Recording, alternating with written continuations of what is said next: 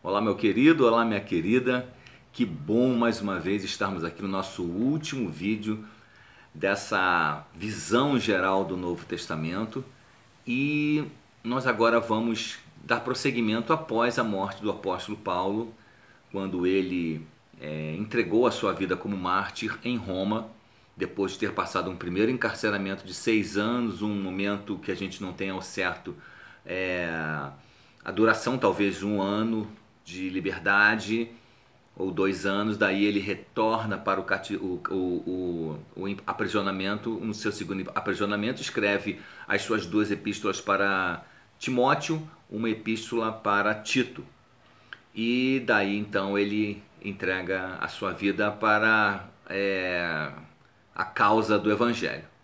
Ainda havia outros dos apóstolos vivos, como por exemplo Pedro e o próprio apóstolo João.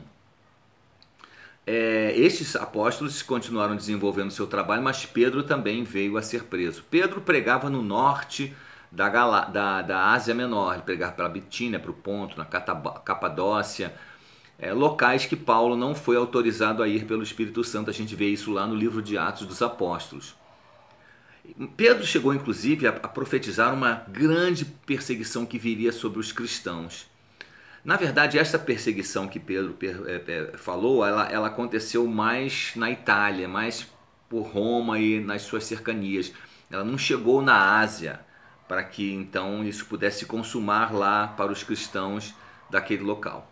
Porém, mais tarde essa perseguição chegaria, não iria demorar tanto assim. Quer dizer, iria demorar coisa de uns 20 a 25 anos, isso aconteceria.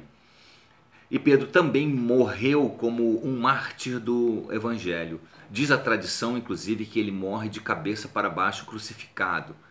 Mas nós não temos como assegurar, mas a tradição é uma tradição forte de pais apostólicos muito recentes que moravam ainda, que viviam ainda no primeiro século, como Clemente de Roma e o próprio Inácio, e Policarpo. Esses eram pessoas que viveram muito próximos dos apóstolos. Bem, nós temos também o livro, a Epístola de Tiago, como eu falei para vocês numa outra ocasião. Tiago morre ainda antes do ano 70, a verdade é essa, porque ele morre a pauladas no templo e eles jogam Tiago do pináculo do templo. Era uma parte altíssima do templo de Jerusalém. Ele morre a pancadas, apanha muito lá e eles o atiram de lá de cima e ele morre. Ele escreve uma carta, na verdade, para os irmãos que moravam na Babilônia, ou seja, naquelas regiões, uma carta muito prática, uma carta judaica, uma carta ensinando que os irmãos se guardassem dos maus costumes, tivessem fé em Deus, fé como Elias. Ele já demonstra que naquela região também havia presbíteros que estavam ministrando e que eles deveriam procurar, no caso, aqueles que estivessem doentes, os presbíteros iriam e imporiam as mãos sobre eles. Presbítero é uma instituição que deriva digamos assim, da organização eclesiástica dos judeus.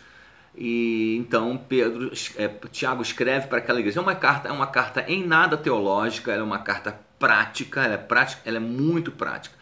A carta de Pedro também é muito prática, mas ela apresenta alguns pontos teológicos, especialmente com respeito à segunda vinda do nosso Senhor Jesus Cristo, coisa que Tiago fala muito brevemente. Agora, nós temos por fim o livro de Hebreus, que também foi escrito antes da destruição do templo em 70, quando os romanos fizeram a invasão na cidade de Jerusalém e destruíram o templo. A gente sabe disso porque existem muitas referências na Epístola aos Hebreus que falam sobre sacrifícios que estavam ainda sendo realizados no presente momento, conforme diz o autor da carta. Alguns acham que essa carta foi escrita pelo próprio apóstolo Paulo, pela maestria, o domínio da teologia judaica, especialmente da teologia da Torá, do Levítico. Então existe e do Gênesis, ou seja, mas haviam outros mestres naqueles anos que poderiam muito bem ter tratado sobre isso, como Zenas, que era um mestre admirado pelo apóstolo Paulo, que inclusive foi um dos que Paulo recomendou que Tito recebesse muito bem lá na ilha de Creta, porque era um mestre das Escrituras. E por último nós temos o apóstolo João, que passa a escrever os seus documentos a partir do ano 80, 85, até que por fim ele termina escrevendo o livro do Apocalipse. A gente percebe que o João segue a mesma teologia do Evangelho. Seu propósito, seu objetivo era mostrar a divindade do Filho, que Jesus veio em carne, que ele não era um espírito como a ciência, a religião filosófica da Ásia, conhecida por nós atualmente como gnosticismo, ensinavam que tinham um conhecimento especial, praticavam Santa Ceia, batismos, falavam em línguas, e tinham todo expressões de arrebatamento de sentidos, mas eles negavam a divindade do Filho, negavam a divindade do Pai, não aceitavam que o Deus pregado pelos apóstolos era o mesmo Deus pregado por Jesus,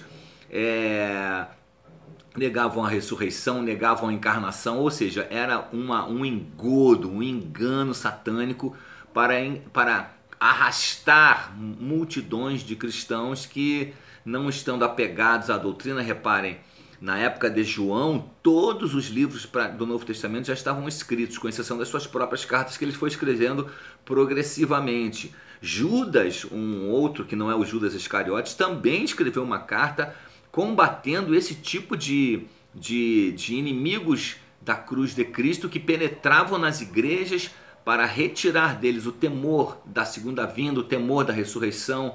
Havia também aqueles que passaram a questionar a demora da vinda do Senhor. Onde está a sua promessa? Porque desde que os pais dormiram, nada aconteceu. Então, João combate em suas cartas exatamente isso. A segunda e a terceira João são cartas mais pessoais, endereçadas a igrejas. Uma delas, ao que tudo indica, liderada por uma mulher que ele chamava de Senhora Eleita. Alguns tentam identificar a Senhora Eleita como a igreja, mas fica meio sem sentido.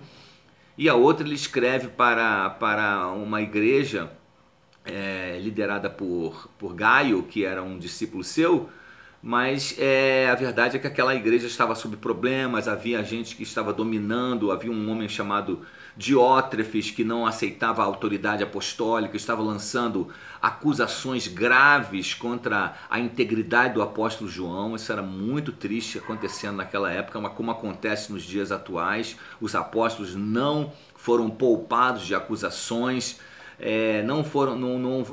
Paulo tentaram manchar a imagem dele, tentaram manchar a reputação também de João. Pedro, Judas e os demais a gente não tem informações a esse respeito, mas a João e a Paulo, eles foram gravemente atacados em sua reputação, porque é mais fácil matar um homem do que matar a sua reputação. A sua reputação vai depois da sua morte.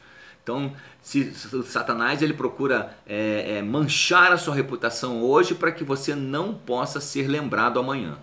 Por fim, João vai preso por causa da sua fé, ele é banido para a ilha de Patmos. João vai ser o único dos apóstolos que não morreu uma morte trágica por meio de martírio ou um acidente, seja lá. Não foi isso, ele morreu a morte natural. Ele foi para a ilha de Patmos, que era uma ilha desértica, cheia de pedras, que os prisioneiros iam para lá para quebrar pedras. Ele já era um senhor de idade, e lá a palavra de Deus nos mostra que Jesus o visitou e ordenou que ele escrevesse 7 cartas para as principais igrejas da Ásia.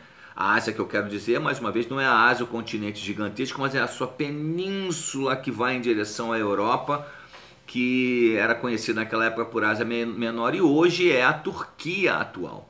Então João escreve o Apocalipse, que mostra a todo o processo de tribulação, o surgimento do anticristo e a sua segunda vinda gloriosa.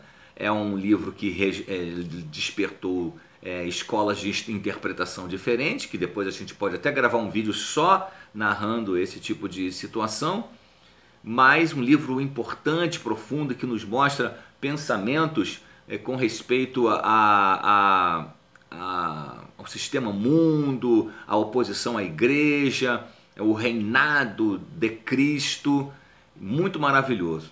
Espero que vocês tenham aprendido demais com esta série, essa primeira parte do nosso estudo do panorama do Novo Testamento, e a gente vai se ver agora estudando os Evangelhos, Que Deus te abençoe ricamente, meu irmão. Em nome de Jesus, amém.